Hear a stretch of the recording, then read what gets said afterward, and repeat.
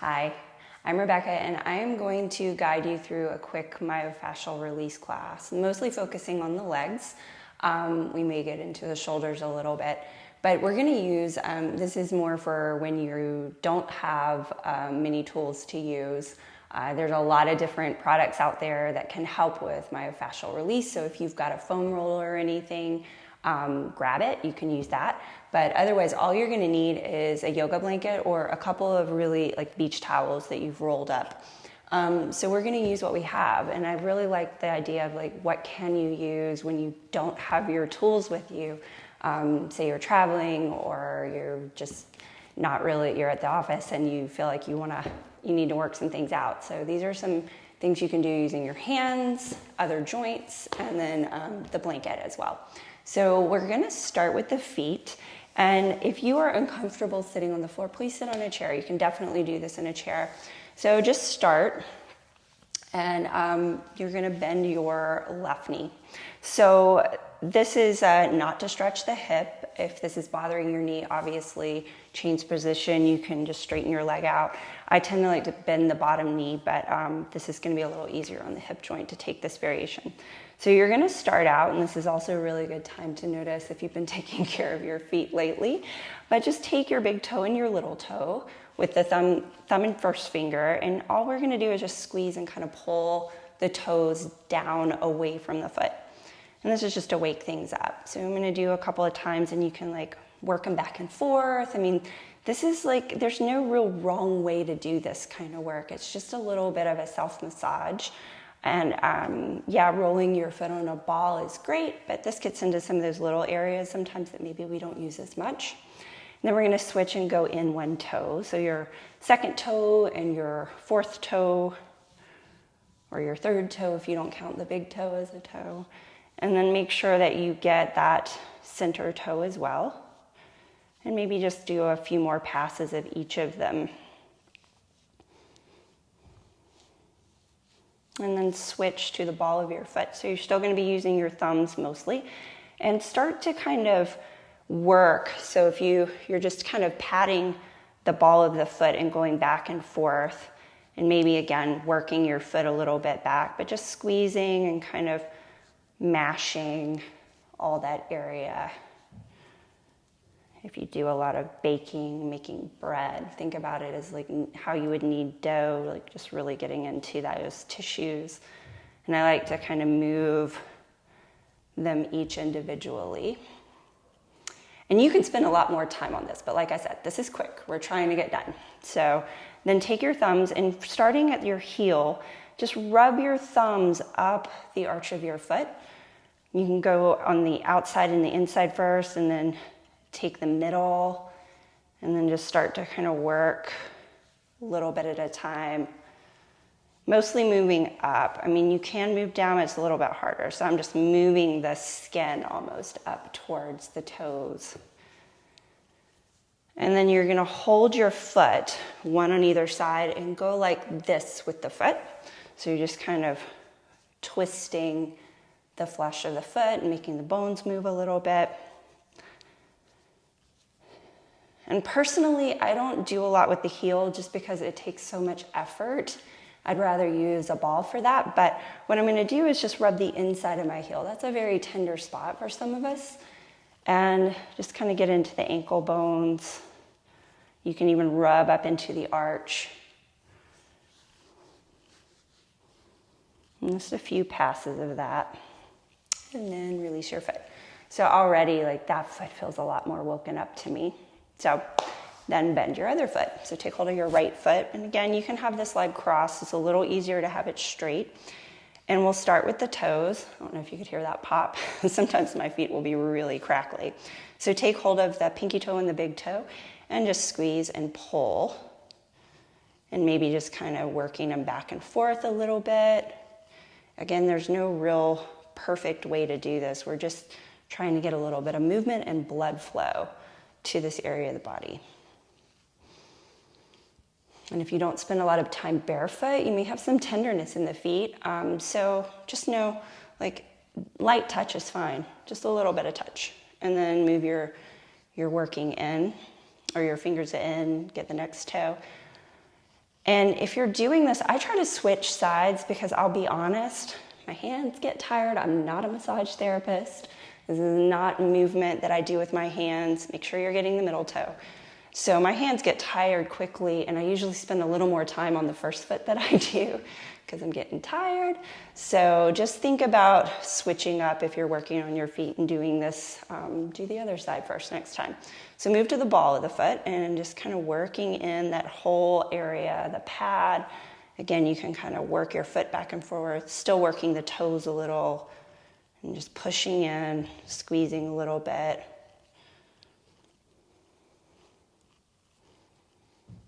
I've often said I'd rather get a foot massage than anything because I actually hold a lot of tension in my feet. I don't know if that's common for everyone, but I feel my feet a lot. Okay, and then go to the arch. You're gonna work your thumbs up. I like to start with the inside and the outside and then move to the middle, kind of switching, alternating which thumb goes up the middle. I also find it a little harder to work on this side of the body because this hip's tighter, so my angle, you probably can see me leaning a little bit more. So just make sure that you're not putting a weird angle and like messing with your back to do this. Sit in a chair if you need a chair. All right, and then we're gonna work back and forth doing that motion. Grab one side of the foot and just work, or each side of the foot, and work back and forth.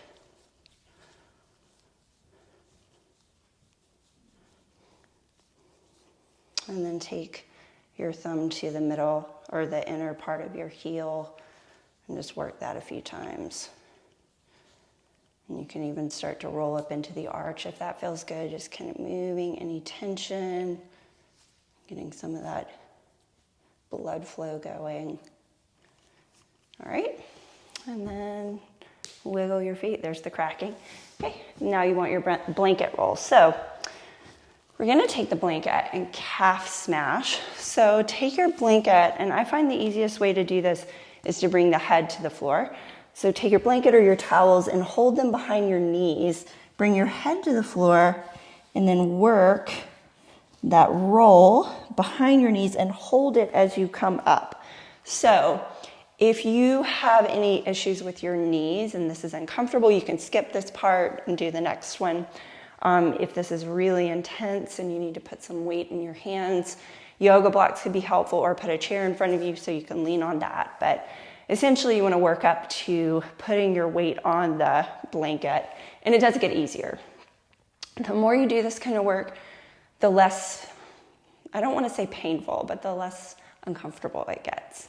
So just start by kind of swishing side to side, getting into that, and you can add some other movements. We're going to do some shoulder stretches in a moment, but just getting settled and kind of feeling if you've got any sticky spots, some spots that are really responding already, maybe lean into one of those spots a little bit more and then hold that place. Interlace your fingers together, get the webbing of the fingers together, and place your hands behind your head. So not your neck, you want it to be right at the center of the back of your skull. Press your elbows back a little, pull your ribs down, and then lift your chin and press your head into your hands. So it's just a mild stretch. You don't have to go into a deep back bend here. I'm really just looking for a little bit of opening in the cervical spine. And if you're getting a stretch along like your armpits and your side body, it's just a bonus. Take a couple more breaths here.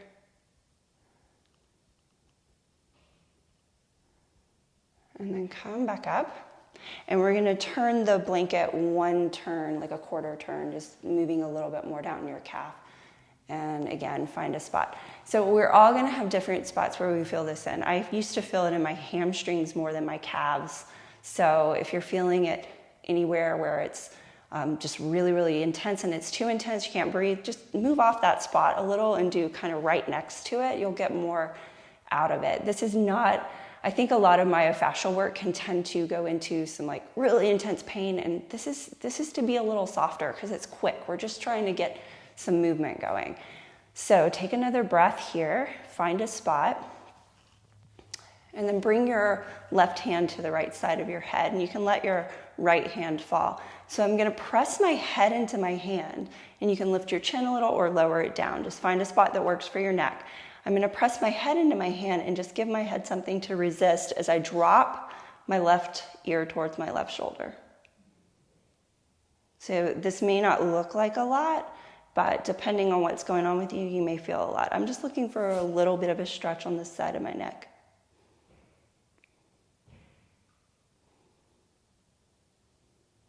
And then bring it back up, and we'll do the other side. So hand to head, let your left arm rest beside you.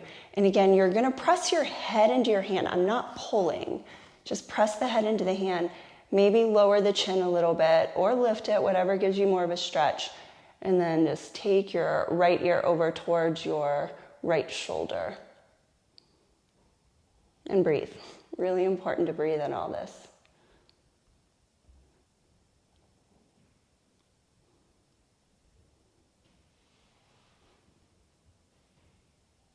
And then come back up and turn the blanket back again. So I'm kind of on that spot right where the two calf muscles meet. So I don't like to go all the way to the ankles personally because my Achilles are a little tender. So I usually stop right about here, but you can push it down a little further if you like. Now take your hand, my microphone's in my way. You want to get on your skin. So like this notch of your collarbones, take your part of your palm onto the skin of your chest and press in and pull down. So you're just gonna press in and pull down, and it really doesn't matter which hand you use. I'm gonna use the other hand to help. Then as I pull down, I'm gonna keep the back of my neck long, so try to lift the base of the skull and then lift your chin until you feel a stretch along the front of your neck. So you do not have to lift your chin that high. If you're like right here and you feel a stretch, stay there. But I would say just, this is kind of an exploratory practice. Find what you need. And take a couple of breaths here. This can also be a reminder to use not just your chest to breathe, because as you press down, it may make you feel like your breathing's a little restricted. So see if you can soften your belly.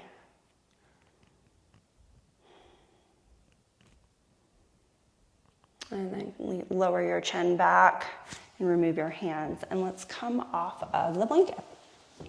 And you can set it to the side.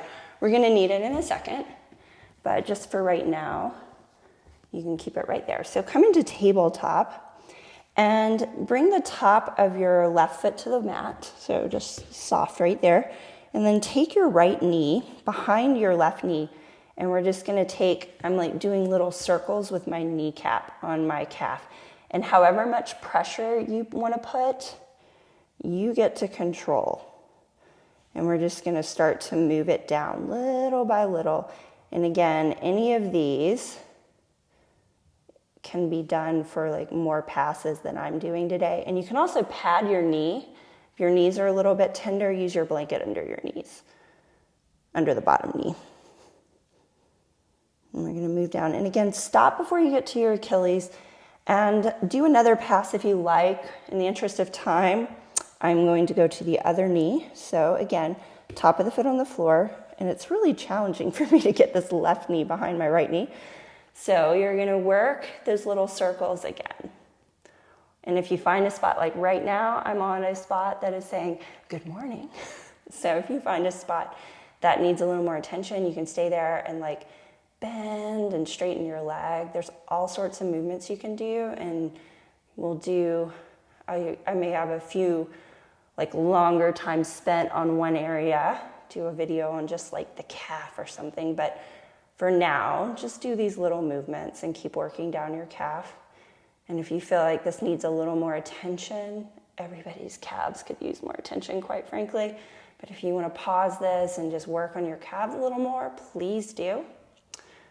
But for now, we're going to stop there and move your blanket if it's in your way. Find downward facing dog just to check how your legs and feet feel, because this is your first downward facing dog of the day, perhaps. So hands a little bit in front of your shoulders, curl your toes under, lift your hips back and up for downward facing dog.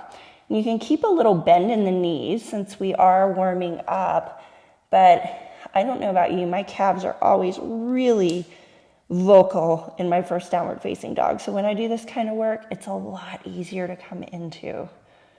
So take a couple of breaths there, just feeling the spaciousness you've created, even if it's just a tiny, tiny bit of spaciousness.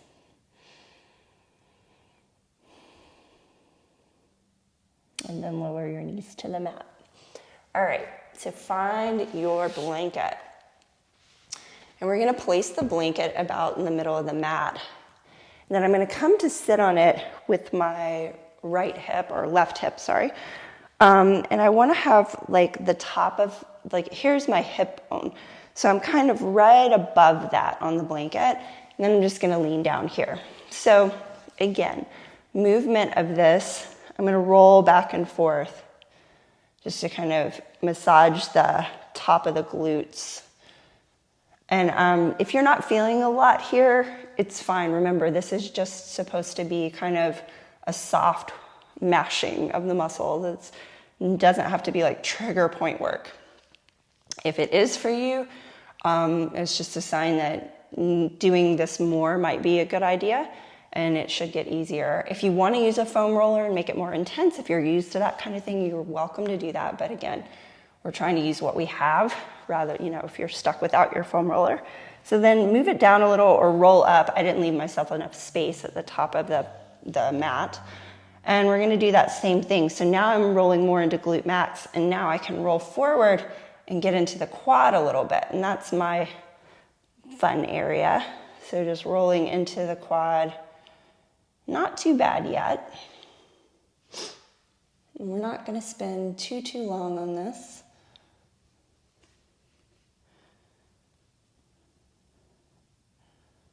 And then again, roll it down. So you're probably about middle quad, getting more onto the IT band. And there it is, right there. Just keep on rolling. So if you wanna come onto your quads and do a little bit of rolling, and the same thing can happen, you can just stay in a spot and bend and straighten your leg and really work into the tissues. It's a really nice way to come into some things. And we're gonna stop just above the knee. So if you wanna hang out where you are, I probably should, but I'm gonna come to above the knee. And again, back and forth on those tissues. And you can go because we're using the blanket, that is the nice thing too, you can get a little closer to the joints than you probably can with a lot of myofascial tools. So if you always use a foam roller, switch it out with a blanket to work around your knees, you may find that you can get into some areas that you don't normally get into with the foam roller that are a little too intense. And it does need to be kind of a firm blanket or a towel. All right, so last time, we're just gonna come onto both legs and hang out there. So try to get in more of the middle of your thigh and bend and straighten your legs a couple of times. Or a few times.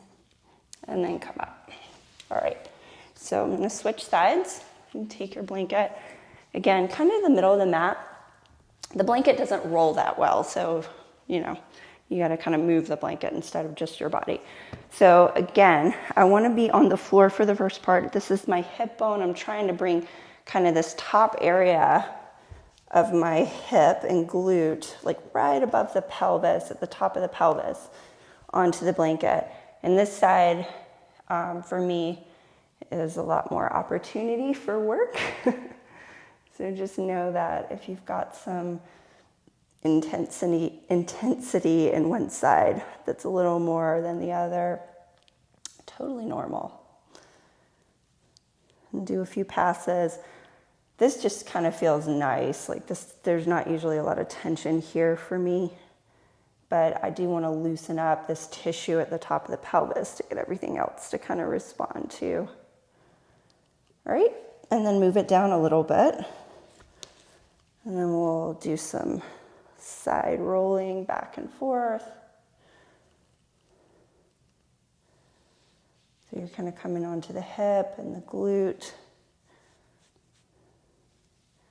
If you like anatomy, if you look up the anatomy that's in this part of your body, it is just insane how many muscles and connections are in here. So if you're feeling some stuff, it's because this is such a big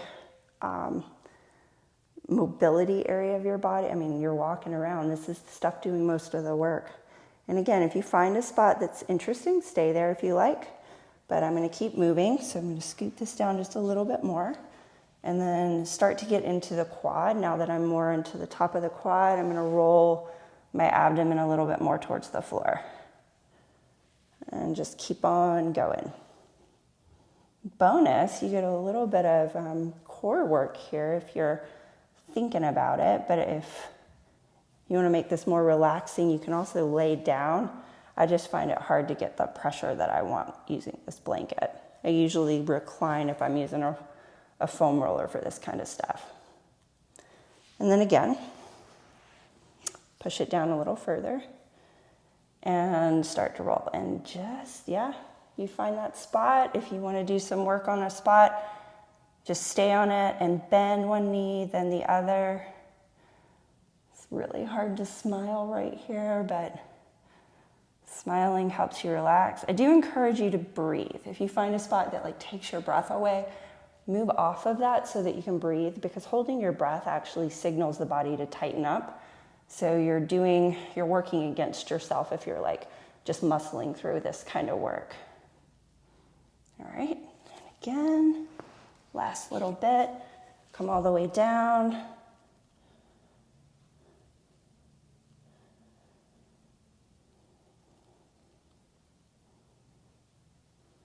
Make sure you're breathing.